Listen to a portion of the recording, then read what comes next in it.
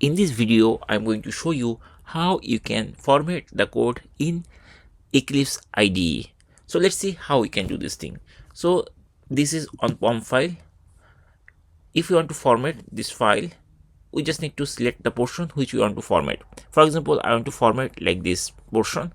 So I'm going to select it and then right click over there, and very shortly it will bring this menu. From here we have to come source, and if we move our cursor over there, it will explain a couple of options are there, and there is format. If we click here, it will be formatted automatically. This is the shortcut of format for Mac. So for Windows also there is shortcut, Control Shift F. So this is the shortcut key for code formatting.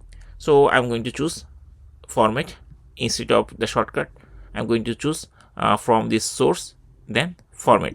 And once we click here, we'll see the code is formatted properly. Now see, everything is aligned properly and it is very easy to read. So this is on dependency block and this is another dependency block. But previously, before formatting, the code was looking very difficult to read or to understand. And that's it. In this way, we can easily format the code. So I just showed you how to format the XML file. Even if it is Java file, you can also do the same way, or HTML file, you can also do the same way.